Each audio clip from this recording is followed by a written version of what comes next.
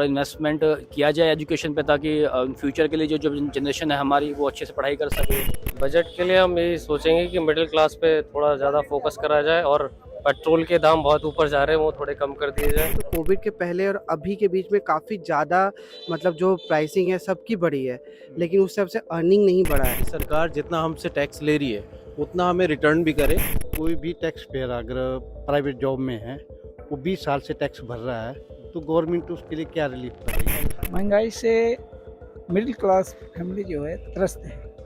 तो हम चाहेंगे कि जो टैक्सेशन बढ़ने का जो चांसेस है वो ना बढ़े। Well, it's 29th of January 2024 and we are just still 3 days away when the day will come and Finance Minister Nirmala Sitharaman will be presenting the interim budget of the NDA-2 government before the elections. So yes, many anticipations, many things to come. But what exactly is what the people are thinking about it? What do the people want? Do they want subsidies in EV? Do they want more investment in culture, defense or what?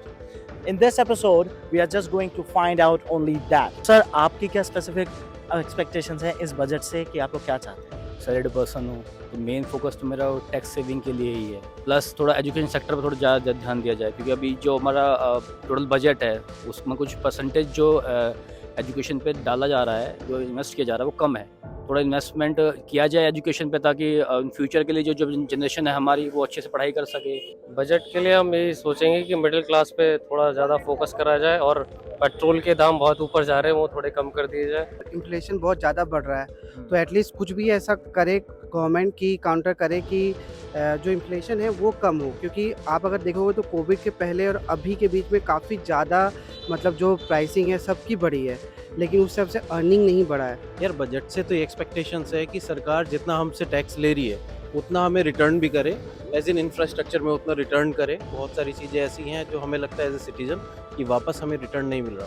Health care services हो गई, education हो गया, नए institutions हो गए, मुझे लगता है उनमें इंक्रीज़ होना चाहिए क्वांटिटी में और क्वालिटी में भी। जैसे टीचर्स की बहुत ज़्यादा कमी है और जो स्टाफ्स हैं वो उतना वेल ट्रेंड नहीं है। कोई भी टैक्स पेयर अगर प्राइवेट जॉब में है वो 20 साल से टैक्स भर रहा है तो गवर्नमेंट उसके लिए क्या रिलीफ कर रही है। बहुत से भारत में ऐसे गांव भी हैं जिसमें विकास अभी नहीं हुआ है। Right. बहुत से ऐसे शहर भी हैं जहां दिखाई गई है वो टॉप मोस्ट सिटीज हैं, बट उसमें भी कोई ऐसी जगह हैं जैसे नोएडा ही टॉप मोस्ट में आती है, बट खोड़ा की गलियां देख ले काफी कम्पैक्ट है। महंगाई से मिडिल क्लास फैमिली जो है त्रस्त है। तो हम चाहेंगे कि जो टैक्सेशन बढ़ने का जो चांसेस है वो ना बढ़े। Here we were in Sector 62. We talked to different people. We talked about them कि आप लोग क्या expect करते हैं? What do you expect from the budget? Some said about EV, some said about infrastructure, some said about culture, and some said about that it is the perfect time कि GST को भी अब fix किया जाए, petroleum को भी GST में लाया जाए।